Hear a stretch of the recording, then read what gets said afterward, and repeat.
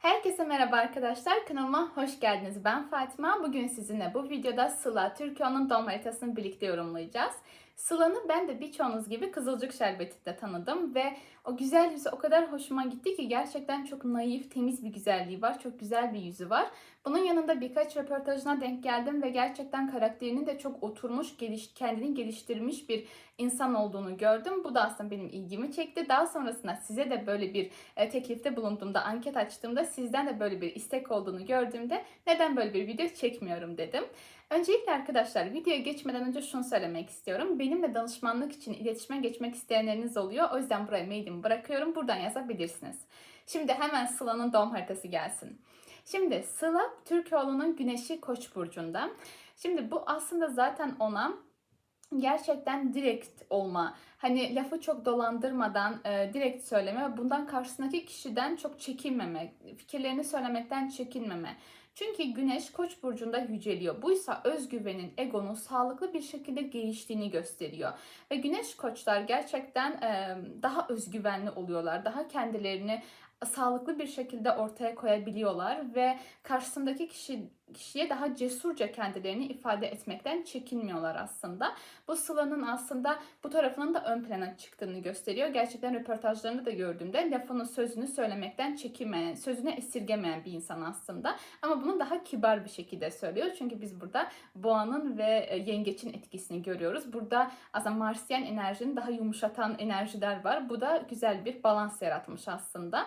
Aynı zamanda Güneş'i de Pallas'a kavuşum yapıyor. Güneş'in Pallas daha Merkür'e benzeyen bir asteroid ve Güneş'le kavuşum yaptığında bu kişiye yaratıcı zeka veriyor aslında. Yaratıcı tarafı gelişmiş bir insan. Aynı zamanda sorunları, problemleri hızlı bir şekilde çözüme ulaştıran bir insan olduğunu gösteriyor.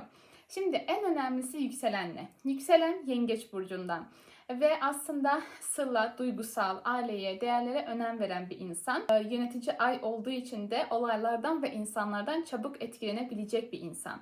Yönetici nerede? Yönetici ay Boğa burcunda, yücelimde arkadaşlar. Yükselen yöneticisinin konumu çok çok önemli. Bu hayatta bizim kendi misyonumuzu tamamlayabilecek miyiz? Veya tamamlarken ne kadar çabalayacağız? Hayat bize ne kadar yardım edecek aslında bunu gösteriyor. Burada yükselen yöneticisinin yücelim konumda olması Sıla'nın hayattaki misyonunu, hedefini gerçekleştirebileceğini ve tabii ki müeyyen bazı zorluklar olsa da burada daha onun aslında mutlu ve kolay geçeceğini yolculuğunu gösteriyor aslında. Aynı zamanda ama tabii burada ufak bir detay var ve önemli detay var maalesef.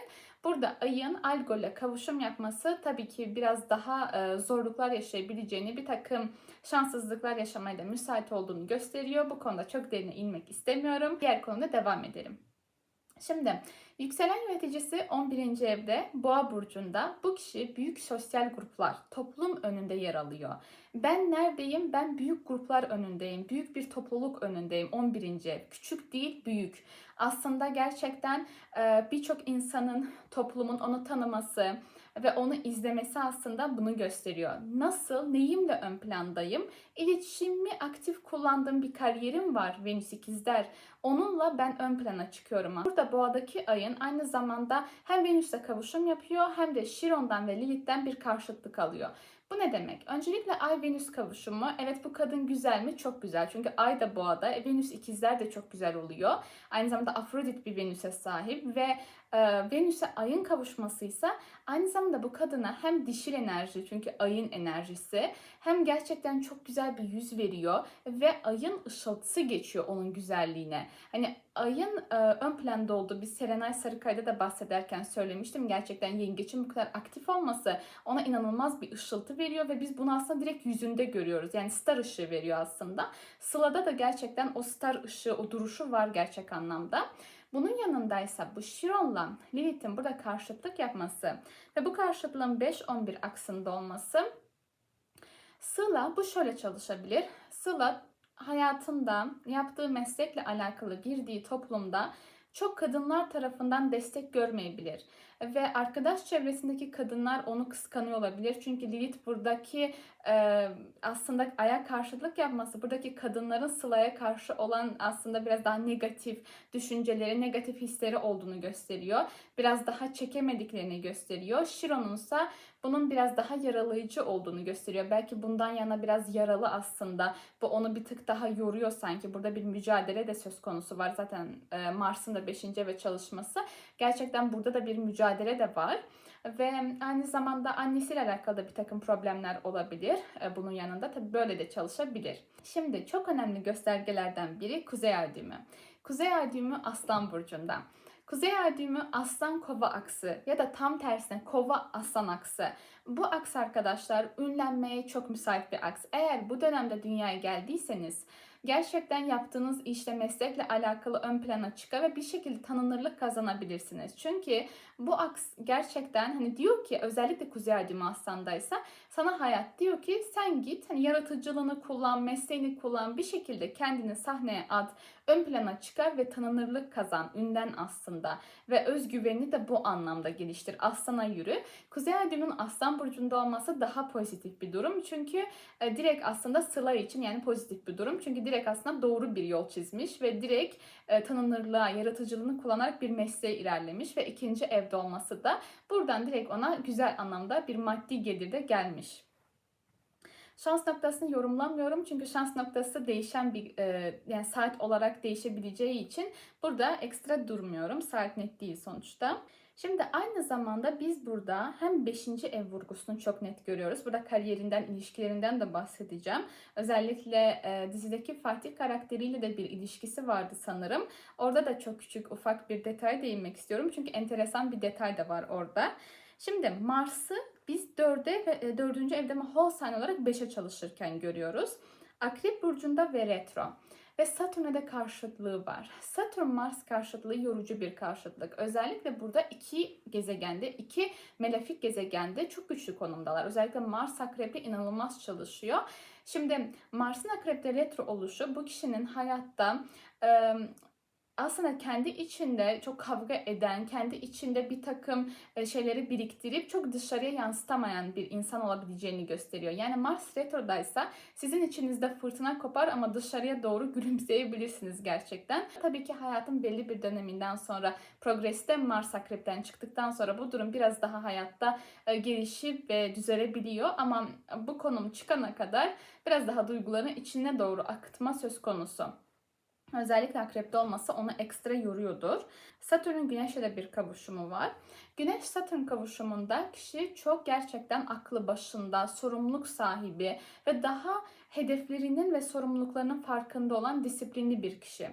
Ve bu aslında hem bir takım bu ona babasından geçmiş olabilir, babasıyla bir takım sorunlar olabilir. Ben bunu sanmıyorum. Güneş Koç'ta, Satürn Boğa'da bence babasıyla alakalı bir sorun yok. Biraz daha aslında babası ondan daha disiplinli olmasını, daha sorumluluk sahibi olmasını bekliyor olabilir. Ve o da öyle bir kişilikte bir insan olabilir aslında. Bunda babasının rolü var yani. Bu kavuşumun Mars'a karşıtlık yapmasıysa biraz daha bu kadar çok sorumluluk sahibi olmak, bu kadar çok disiplinli olmak onun hayat enerjisini azaltıyor olabilir.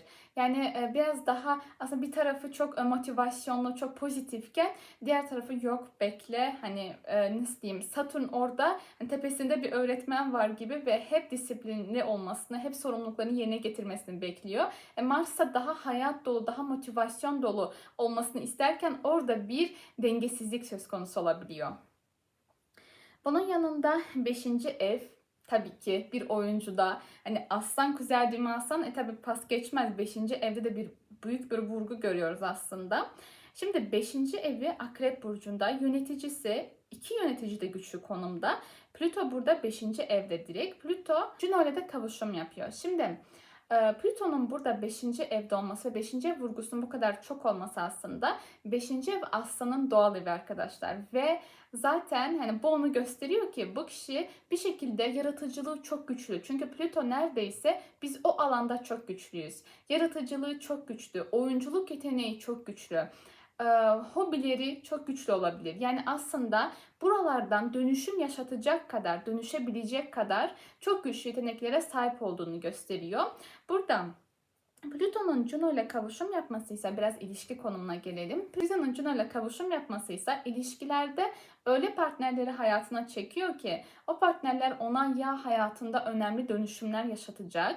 Yani hani ilişki başlarken farklı bir Sıla, ilişki bittiğinde tamamen farklı bir bakış açısına sahip bir Sıla olabilir. Veya gerçekten yönetici özellikleri çok güçlü, manipülasyon yeteneği çok güçlü ve biraz daha aslında lider yeteneği çok güçlü olan akrep enerjisi güçlü partnerleri hayatına çekebileceğini gösteriyor.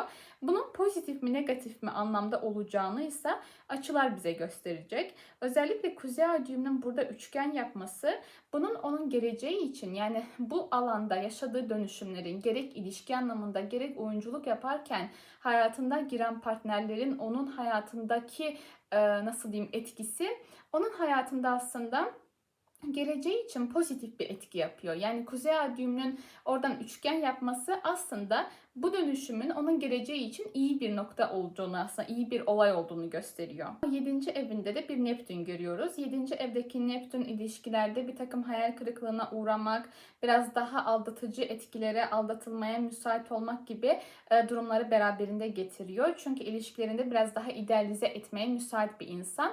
Ama aynı zamanda hayatına girecek insan kendisi gibi oyunculuk hayatından maddi gücü yüksek bir insan ve aslında sanatsal yetenekleri de güçlü olabileceğini de işin içine kattığımdan Neptün'ün böyle de çalışabileceğini düşünüyorum. Bunun yanında tabii ki 10. ev vurgusu pas geçmek olmaz. 10. evde Koç burcunda ve direkt zaten Jüpiter'in hani Merkür'ün burada zaten MC noktasına etkileşimde olduğunu görüyoruz. Jüpiter zaten iş hayatını anlatan Yay burcunun yöneticisi. Hani iş hayatım nerede? Toplum önünde. Yani ben iş hayatında günlük rutin içerisinde göz önündeyim aslında. Toplum beni görüyor. Ve ben burada aslında oyunculuk daha ekip işi değil aslında. Ne kadar onlar bir ekiple bir araya gelip bir dizi ortaya çıkarsalar da, film ortaya çıkarsalar da onlar kendi kendiliğinde tek başına bir performans ortaya koyduklarından bu da Koç burcu enerjisi taşıyor. Ben iş hayatımda, toplum önünde, günlük rutinlerim içerisinde göz önünde olan bir insanım. Burada da zaten Merkür'ümü, konuşma yeteneğimi aktif kullanıyorum. Merkür de 0 derecede olduğundan aslında çok güzeldir. 0 derecede gezegen daha başlatma enerjisi taşır. Zaten hilal fazında dünyaya gelmiş Sıla. Zaten başlatma enerjisiyle dünyaya gelmiş. Hayatta bir şeyleri, yeni bir şeyleri, ailede yeni bir şeyleri başlatma, hep böyle bir atılım içerisinde olma gibi etkisi var. Bu çok pozitif bir etki ve 0 derecede çok güzeldir. Bu da kariyerinde zaten bunu kullandığını gösteriyor. Aynı zamanda yurt dışının da kapılarının ona açılabileceğini gösteriyor. Yurt dışıyla ortaklıklar yapabileceğini de gösteriyor. Burada 9. ev Neptün 7'de, işte Jüpiter tepede. Aslında gerçekten toplum önünde yurt dışında da ön plana çıkabilir Sıla. Bunun yanında Güneş 2. ev yöneticisi. Ben parayı nereden kazanıyorum? Aslında Satürn'ün de burada kavuşum yapması 7-8 yöneten Satürn 2. ev yöneten Güneş'le 10. evde kavuşum yapıyor. Ben parayı aslında ben aslında büyük paralar kazanıyorum ve bunu da kurduğum işbirlikleriyle, ortaklıklarla göz önünde olarak, toplumun gözü önünde olarak kazanıyorum. Tabii burada da bu şekilde çalışıyor. Bununla birlikte Vesta'yı biz 1. evde Aslan Burcu'nda görüyoruz. Vesta içimizdeki motivasyonu anlatan bir asteroid ve Sıla'nın içindeki motivasyonu, içinde yanan ateş oyuncu olmak için, yaratıcılığını kullanmak için, ön planda sahne önünde olmak için yanıyor aslında. Ve bu ona geliyor. Bu ona hem de maddi gelirler getiriyor hem de onu göz önüne çıkarıyor. Bunun yanında Vesta 1. evde olan kişilerin ödül alma potansiyeli çok yüksektir. Yaptığı işle, meslekle alakalı tam olarak Vesta 1. evde ise işte tam olarak o insan o ödülü havaya kaldırabilir. Hani gerçekten o altın kelebek işte her neyse hani onlara ödül veriyorlar ya, ondan bahsediyorum. Hani gerçek anlamda ödül alma Vesta 1. evde çok denk geldiğim bir konum. Bunun yanında her şey tabii toz pembe mi? Hayır.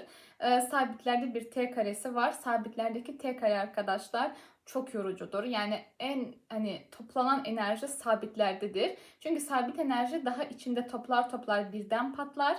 O yüzden hani içerisinde gerçek anlamda hem bu kişi daha güçlü, hem mental güç verir hem de bunun yanında çok büyük bir hırs veriyor ve hedeflerine giden yolda asla vazgeçmeyen bir insan oluyor.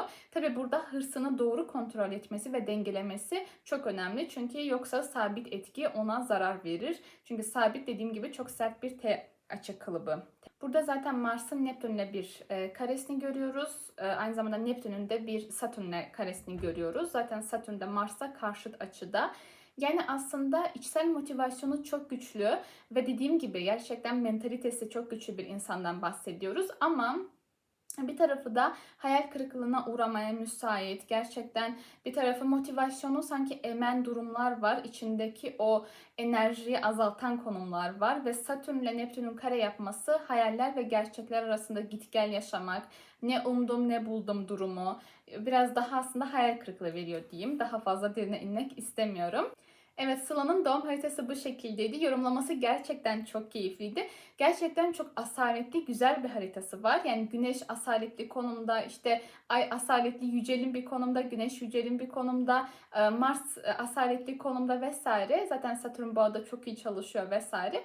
Gerçek anlamda çok güzel bir haritası vardı. Yorumlaması da çok keyifliydi. Eğer bu tarzda videolar hoşunuza gidiyorsa beğenmeyi, kanalıma abone olmayı unutmayın. Ve benden istediğiniz başka isimler varsa aşağıda yazmayı da unutmayın. Kendinize iyi bakın. Hoşça kalın.